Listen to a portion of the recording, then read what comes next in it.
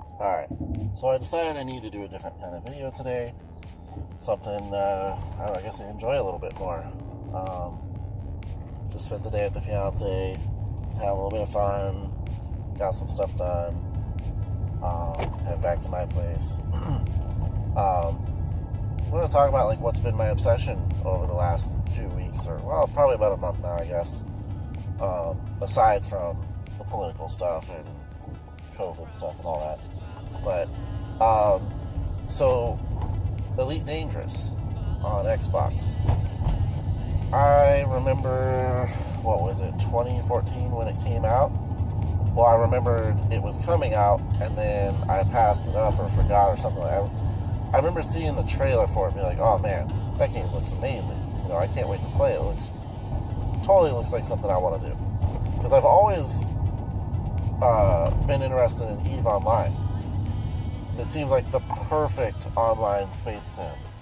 The problem with it is EVE Online is on PC, and I don't play PC, and pretty much refuse to play PC. I like consoles. I like dedicated machines that are dedicated to gaming that are pre-built, and I buy it, and it's ready to go, and it works for years, gets its updates. I have all my games in this one profile location. And part of it's just the fact that I've been playing Xbox since the original Xbox, so it's kind of my thing. I like that brand. I like what they offer, the services and the types of games and hardware and all that stuff. And especially since the 360, which brought all the online games and downloads and all that sort of thing, and then it pretty much all carried over with the Xbox One, and now going into the Series X, everything from those generations carries forward too, including original Xbox games. It's quite the ecosystem they've built.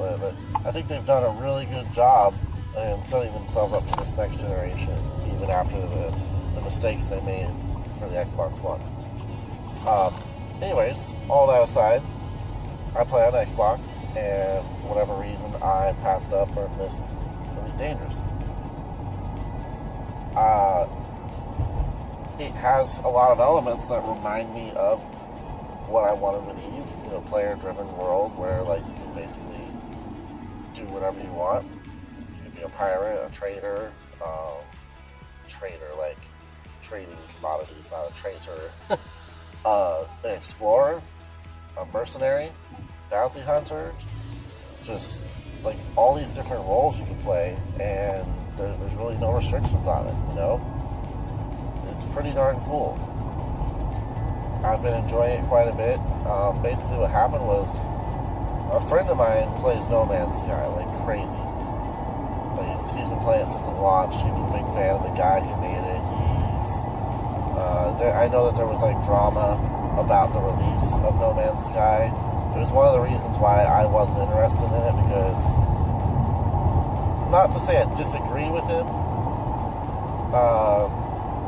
but basically my perspective on it was, I understand why people got the ideas they did about what it was supposed to be, and felt like they were overpromised and underdelivered, especially when millions of dollars go into development of these things. But at the same time, I also understand if there was mistakes in messaging or people misunderstood, and maybe they should have been a little more civil or something toward the creators. Either way, none of that's really important at this point. No Man's Sky came to Game Pass on Xbox, and so I was like, alright, I'll try it. Excuse me. Decided I would try it, and it's pretty cool. It's got neat spaceships. I like the whole massive universe thing, flying around to these different randomly generated planets and star systems. It's colorful. You have a lot of freedom. There's kind of an economy going on in the background. And then, of course, I got to play with my friend. He plays on PlayStation, and it's cross-platform, or they just made it cross-platform. So it's kind of neat to be able to jump into a game and have him, appear in my solar system and mess around and do stuff, or have him show me things he's building. But there was just something missing. There was something about it that was just this is fun, this is pretty cool, but it's not quite there. And it honestly led me to Elite Dangerous. And it's funny because there was May and June, or whatever, it was June, I think, I can't remember. There was a spike in players for Elite Dangerous. And part of that can be attributed to the fact that they released a trailer for Odyssey, which is going to be the new expansion next year that features, apparently the ability to actually get out of your ships on foot and explore, adding a whole other range of gameplay. But I honestly believe that No Man's Sky coming to Game Pass probably actually led people to Elite Dangerous. And the other thing that Elite Dangerous players that are talking about why there was a spike in playership didn't realize too was there was actually a sale on Elite Dangerous on Xbox. When I played No Man's Sky and decided to go look at Elite Dangerous and give it a shot, it was actually on sale, the Deluxe Edition, or whatever it was called, that included the Frontiers expansion. That was on sale for like $20. It was like more than half off, I think. So I was like, oh, hell yeah, I'm buy that. So I honestly think the combination of No Man's Sky coming to Game Pass and the sale led a bunch of new players on Xbox to it.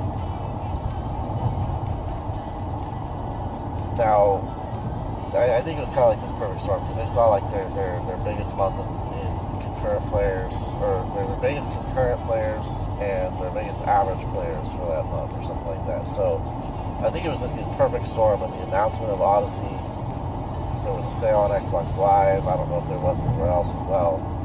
And No Man's Sky coming to Game Pass, I honestly believe there were people who played it, just like me. If I did, then somebody else did. Where they played it and they said, yeah, this is cool, but I want something else. I want something more realistic, more in-depth, and that more simulator-like, and that's Elite Dangerous. So I jumped on board. I've been playing it like crazy. I have a lot of stuff I need to play on Xbox, honestly. Pretty big backlog, and a lot of really cool games have come out on Game Pass lately.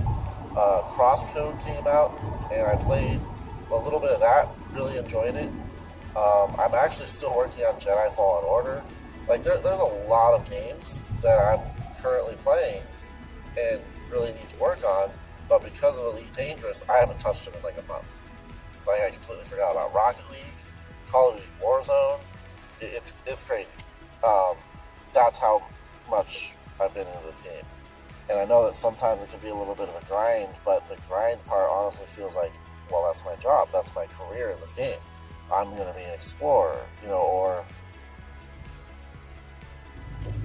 a mercenary, or something like that. So to me, it's interesting too, because I know that ships can be built for multiple roles. But I honestly see it as, okay, I bought an Asp Explorer to be an explorer. So this ship is outfitted with scanners, a pretty big jumping FSD drive, all these different things that like help the ship be good for exploring. And so that's really cool. So when I want to go map some star systems, chart some plans and stuff, and make some money that way, see some sites, I go hop in the Asp Explorer. And then I just recently got an Alliance Chieftain that I built for combat. And I don't know, I guess I'll do some cargo runs with it too. So like I'll be at a station and I'll be like, oh, okay, well here's a pretty hefty, cargo run. I'm gonna make 500,000 if I deliver these 40 units or whatever.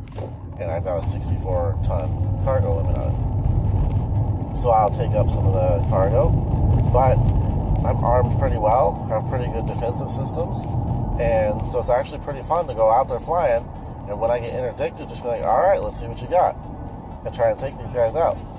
And then I've actually gone out, spent quite a bit of time literally just flying around star systems, scanning USSs, or unidentified signal sources, and fighting whatever pirates or wanted characters I see there. I've had a few times where I've tracked down players and interdicted them just so that I can scan them for warrants.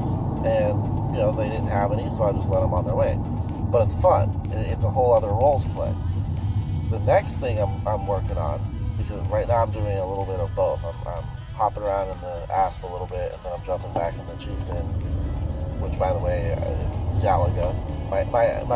My explorer's name is War Turtle, because honestly, that's what the explorer looks like to me. Looks like a beefy turtle, so War Turtle.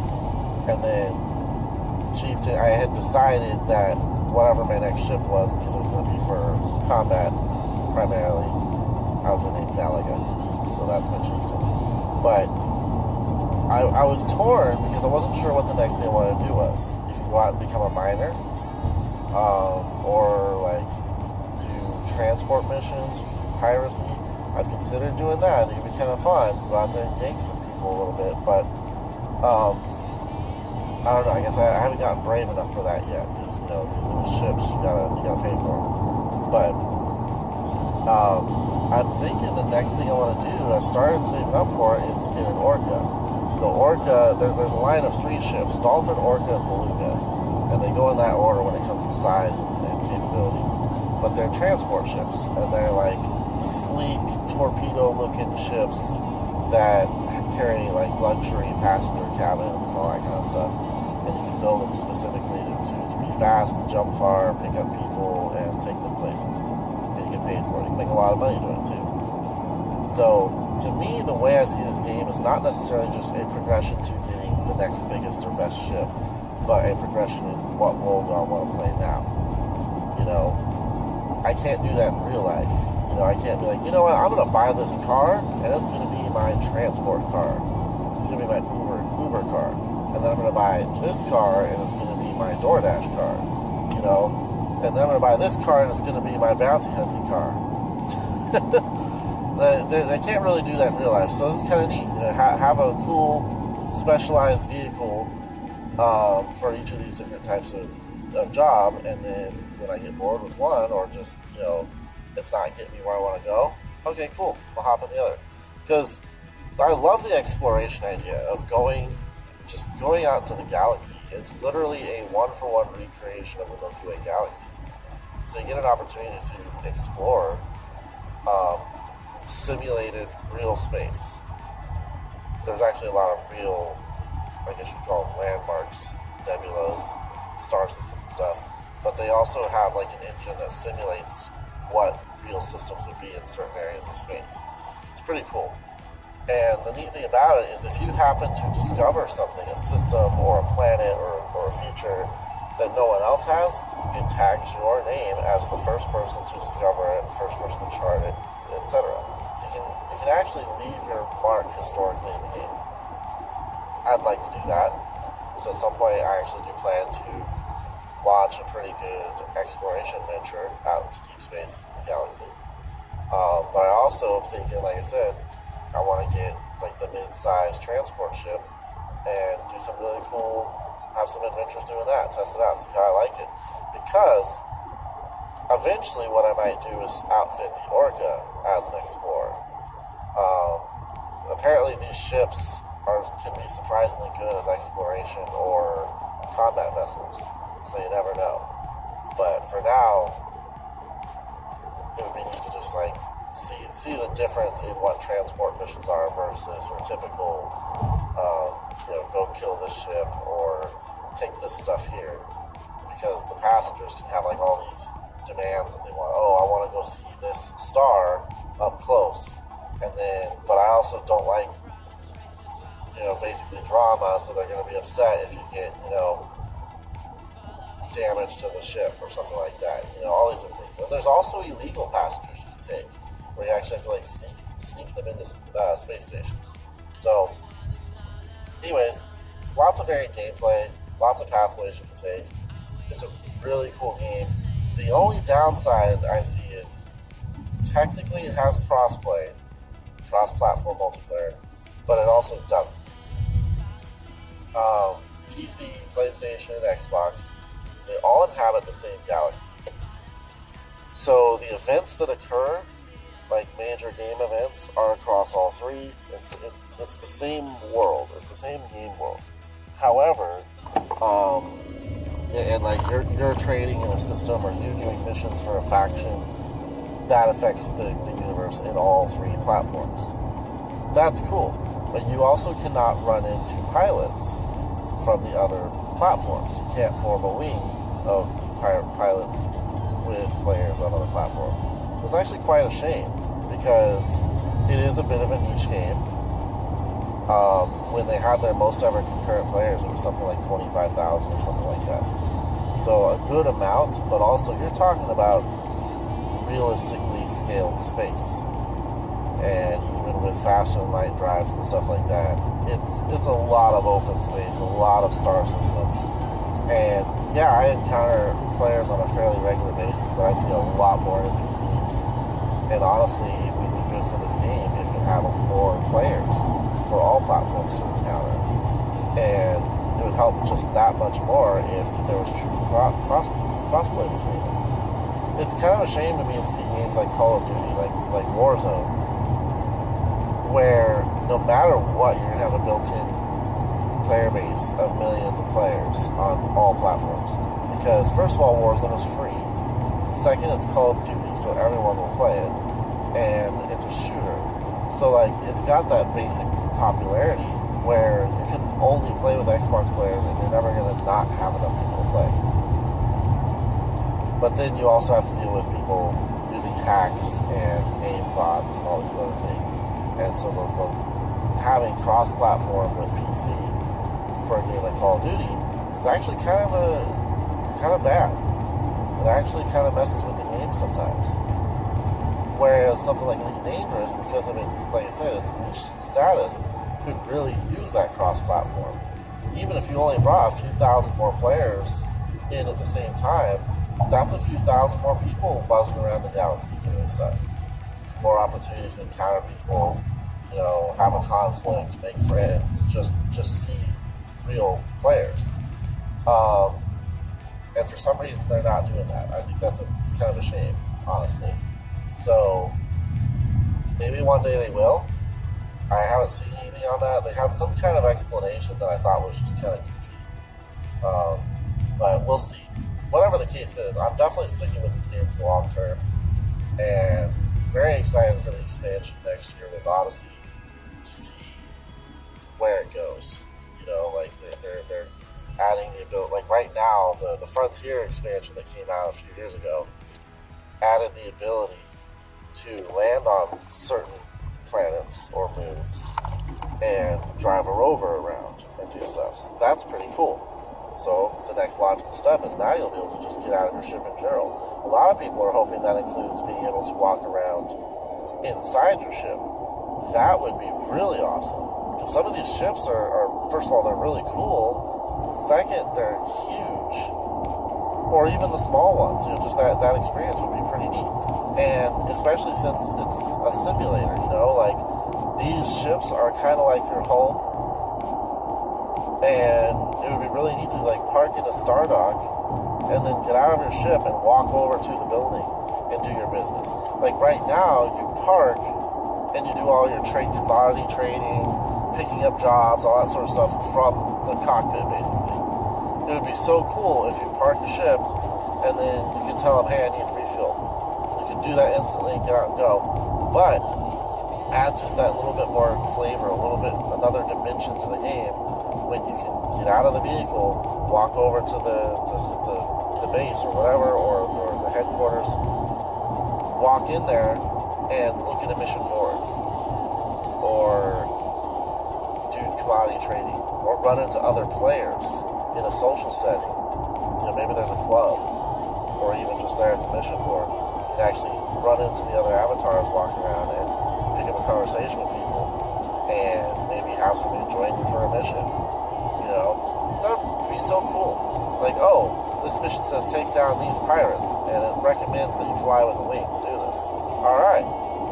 What do you say, dude? It'd be pretty awesome. Well, what are you flying? What do you have for a ship? Oh, I've got a Cobra Mark III. Awesome. That works great. I've got a Chieftain. Let's go. Let's take him out. I think it'd be pretty cool. we'll see though. We'll see how it goes. Now, apparently there's going to be some more news in August. But anyways, I think I've rambled quite a bit on this. It actually feels pretty good to talk about something fun. Coming up Thursday, which might be my next video. I don't know if I'll do one tomorrow because of work and everything. But coming up Thursday is the big Series X event where they show games for the new Xbox. Super excited about that. I'll be watching the pre-show and the whole show and everything. But obviously excited for Halo Infinite and Hellblade, Senua's Saga, and then of course everything else that could possibly get announced. Really hoping for a Fable 4. Really hoping for some kind of really top-notch new IP. Definitely something Xbox needs. It would be a nice punch in the gut for Sony.